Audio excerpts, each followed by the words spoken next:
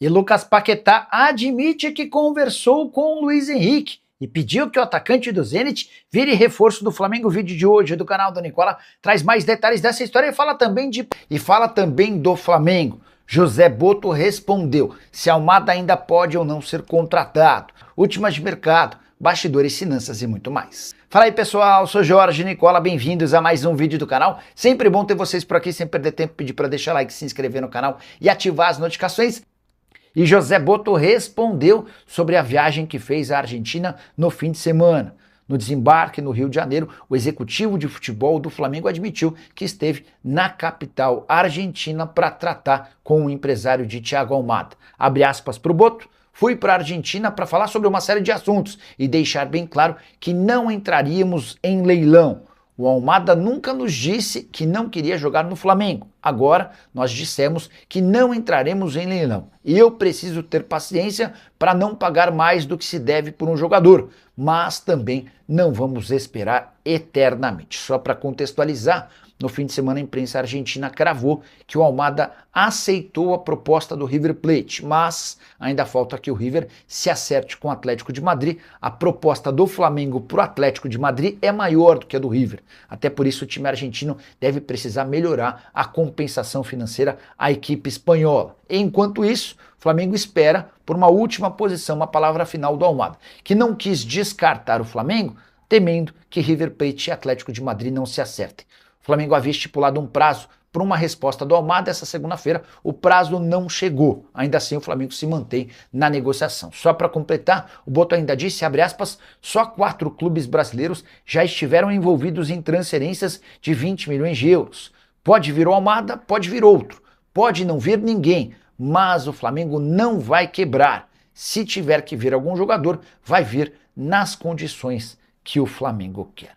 A pergunta para você: vale a pena esperar pelo Almada? Essa insistência se justifica? Já uso o espaço para comentário para emitir sua opinião sobre o tema, beleza?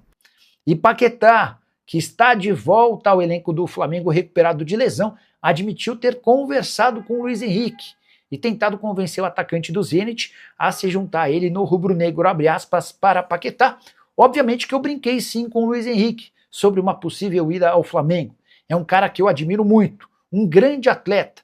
Que o clube faça o que tem que fazer e se ele vier, será muito bem-vindo. Tenho contado para vocês que apesar do interesse do Botafogo no Luiz Henrique, a chance de mudança para o clube onde ele fez sucesso na temporada de 2024 é mínima. Dependeria de que o Danilo aceitasse a transferência para o Zenit, numa troca entre Danilo e Luiz Henrique, e o Danilo já deixou bem claro que não tem a intenção de atuar na Rússia. Diante desse cenário, o Botafogo já até retirou o time de campo e o Flamengo está meio que sozinho nessa disputa difícil com o Zenit. O clube russo tem pedido no mínimo 35 milhões de euros. Possibilidade de inclusão do Plata está completamente descartada. O Zenit assegura que não tem interesse em fechar com o atacante equatoriano. Um dos nomes que agradam no elenco do Flamengo ao Zenit é Everton Araújo. Mas aí é o Flamengo quem não pretende se desfazer do seu volante da base. Luiz Henrique pode acabar pintando como um plano B, especialmente diante da dificuldade do Flamengo em fechar com o Almada. O Almada já disse sim à proposta do River Plate, agora o River tenta se acertar com o Atlético de Madrid para que a operação seja concretizada. Antes de finalizar o assunto, só registrar que o Luiz Henrique, que os representantes do Luiz Henrique já fizeram 2 reuniões recentes com o José Boto, executivo de futebol do Flamengo. A primeira delas no Ninho do Urubu, a segunda em Porto Alegre. E você, prefere o Almada ou o Luiz Henrique no Flamengo? Acha que eles seriam importantes ou abriria a mão da dupla? Já uso o espaço para comentário para registrar sua opinião. O Thiago Almada está bem perto de virar jogador do River Plate. Nesse domingo ele disse sim à oferta da equipe argentina. E embora o Flamengo ainda não tenha sido comunicado da decisão, há pessimismo no rubro-negro em relação ao acordo com o argentino. Pessimismo e lamentação, até porque o Flamengo gastou longas 3 semanas em tratativas com o representante do atleta e também com o Atlético de Madrid. Com uma observação importante, o Flamengo ofereceu mais dinheiro ao Atlético do que o River Plate e ao jogador, mas a opção do Almada foi em aceitar a oferta do clube argentino, até por uma questão familiar. esposa e filhos do Almada preferem morar em Buenos Aires. A passagem pelo Rio de Janeiro pelo Botafogo gerou alguns traumas em relação à questão de segurança. O Flamengo ainda prometeu um enorme conforto para a família, mas ao que consta, a coisa não funcionou. Só para completar, contar que o River Plate, que negocia e está perto de contratar o Almada, está tentando devolver Matias Vinha ao Flamengo. Matias Vinha, que pertence ao Fly, está emprestado ao River Plate, está treinando à parte. O Flamengo disse que não há nenhuma chance de aceitar o atleta, a menos que o River Plate pague a multa estipulada para essa condição. Só para completar, contar ainda que o rubro-negro anunciou a liberação, em definitivo, de Caio Nóbrega, volante de 19 anos de idade, que vai jogar no Estoril. O Flamengo fica com 30% do valor de uma venda futura, imaginando que ele possa se valorizar em Portugal. E você, o que pensa sobre o Flamengo ter perdido o Almada para o River Plate? Com observação importante, coisa de 7, 8 dias, uma semana atrás, o staff do Almada chegou a dizer ao Flamengo que estava tudo certo com o Fla. Coisa mudou. E hoje, Almada está muito perto de virar reforço do River Plate. Use espaço para comentário, para opinar. Só não esquece de deixar like, de se inscrever no canal. E o Flamengo registrou receita de 839 milhões de reais nos 6 primeiros meses de 2026. Por que esse número é assustador? Em meia temporada, o Flamengo foi capaz de arrecadar mais do que 14 times da Série A do Campeonato Brasileiro ao longo de todo o ano passado. E olha que nessa relação de 14 clubes há times grandes.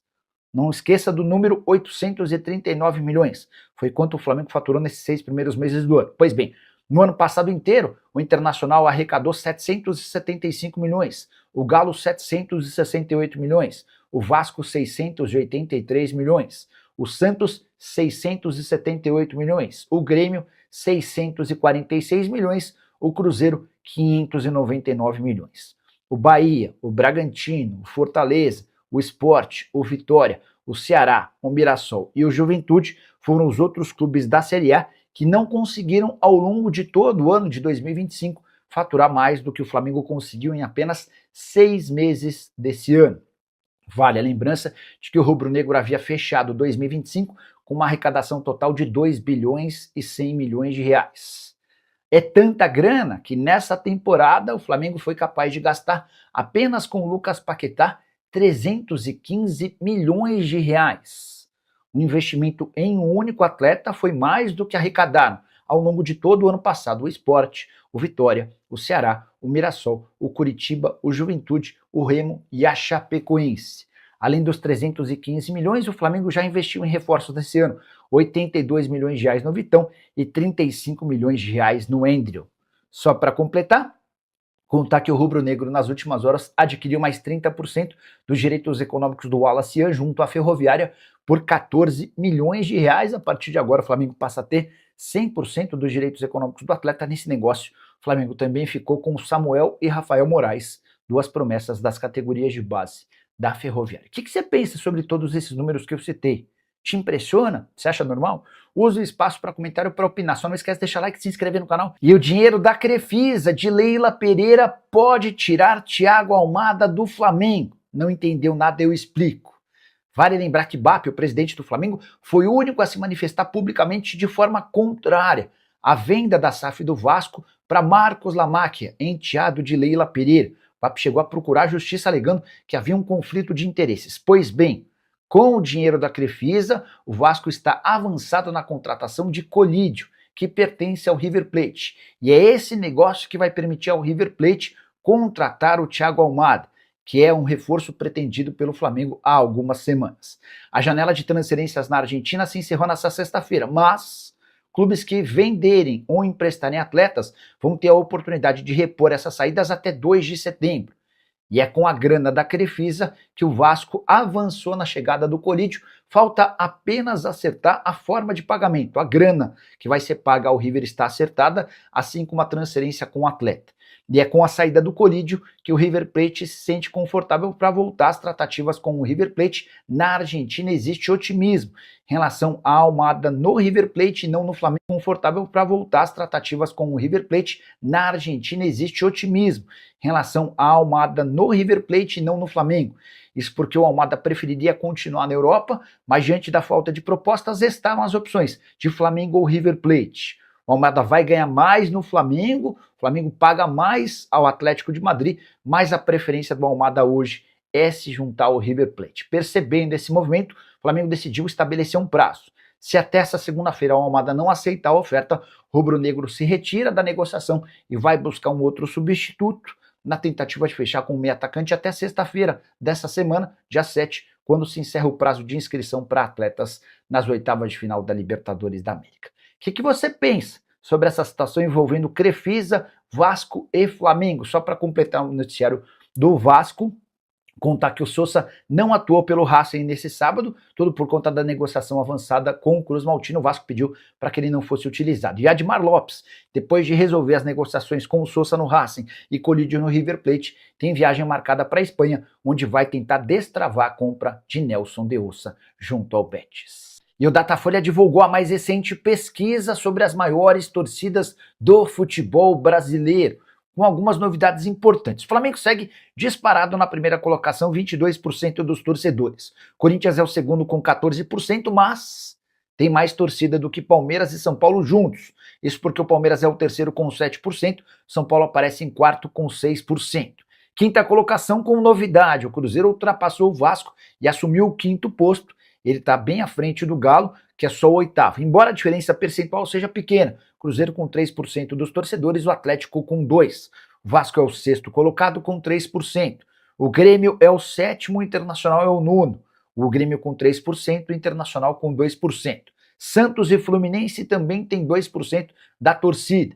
Bahia, Botafogo, Vitória, Atlético Paranaense, Sport e Remo aparecem com 1% cada. Tô tirando dessa lista a seleção brasileira, que foi colocada como oitava colocada. Não acho que a seleção brasileira pode ser incluída como um time na concorrência com os demais. Importante registrar que essa pesquisa ouviu 2.004 pessoas entre 22 e 23 de julho, em 139 municípios. A margem de erro é de 2% para mais, 2% para menos. A pergunta que eu deixo para você: você acredita em pesquisas de torcida? Acha elas confiáveis? E sobre os números que eu passei, o que te parece mais real e mais maluco? Já usa o espaço para comentário e deixa registrada a sua percepção. Isso, nação.